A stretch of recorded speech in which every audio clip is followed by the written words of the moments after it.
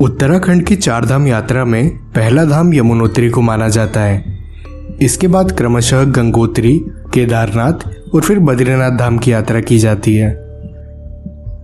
यात्रा के इस क्रम को पांडवों से जोड़कर देखा गया है, क्योंकि पांडवों ने भी इसी क्रम में यात्रा करके स्वर्ग की ओर प्रस्थान किया था। इसके अलावा भौगोलिक दृष्टि से भी यह क्रम दक्षिणावर्त यानी क्लॉकवाइज है और हिंदू धर्म में परिक्रमा भी क्लॉकवाइज ही की जाती है। इस तरह छोटा चार धाम की यात्रा यमुनोत्री धाम से शुरू होती है। अब हम आपको बताते हैं यमुनोत्री धाम की उत्पत्ति के बारे में।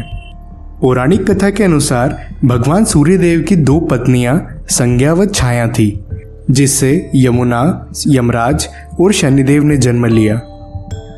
इस तरह यमुना जी भगवान सूर्यदेव की बेटी और यमराज व शनिदेव की बहन है। कहा जाता है कि यमुना जी ने अपने भाई यमराज को छाया दोष से मुक्ति दिलाने के लिए घोर तपस्या की, जिसके फलस्वरूप यमराज छाया दोष से मुक्त हुए और अपनी बहन से प्रसन्न होकर उन्हें वरदान दिया कि जो भी मनुष्य तुम्हारे इस पवित्र जल में स्नान करेगा और तुम्हारी पूजा अर्चना करेगा, वह अकाल मृत्यु से बचा रहेगा और मृत्यु के समय होने वाली पीड़ा से मुक्त हो जाएगा। इस तरह मां यमुना की इस तपोस्थली को यमुनोत्री धाम के रूप में जाना जाने लगा। यमुना नदी का वास्तविक स्रोत बर्फ की एक झील और चंपासार नाम का ग्लेशियर है, जो कालिंदी पर्वत पर 4421 मीटर की ऊंचाई पर स्थित है। बर्फ की इन झीलों को सप्तऋषि कुंड के नाम से भी जाना जाता है। रात्रि में इन कुंड के ठीक ऊपर सप्तऋषि तारामंडल दिखाई देता है, इसलिए इस कुंड को सप्तऋषि कहा जाता है। यमुना का यह उद्गम स्थल यमुनोत्री मंदिर से 1 किलोमीटर की ऊंचाई पर स्थित है। यहाँ तक पहुँच पाना अत्यंत कठिन है, पर आप लोकल गाइड की मदद से 7 किलोमीटर का ट्रैक करके यहाँ पर पहुँच सकते हैं।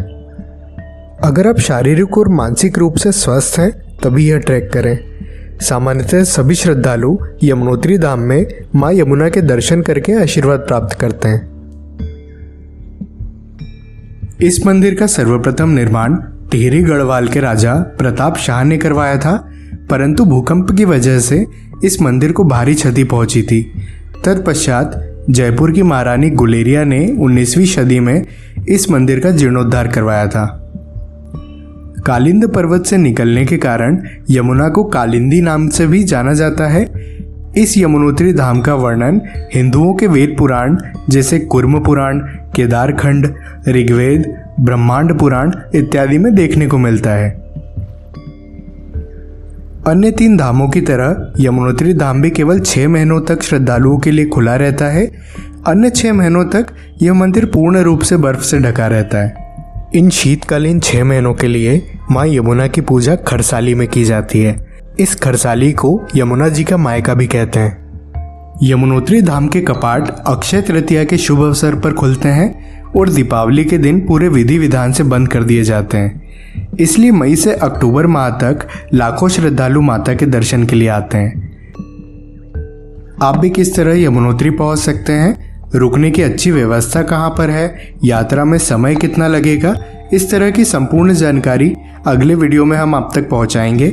इसके लिए चैनल को सब्सक्राइब जरूर कर दीजिएगा। आप सभी को मेरा प्रणाम।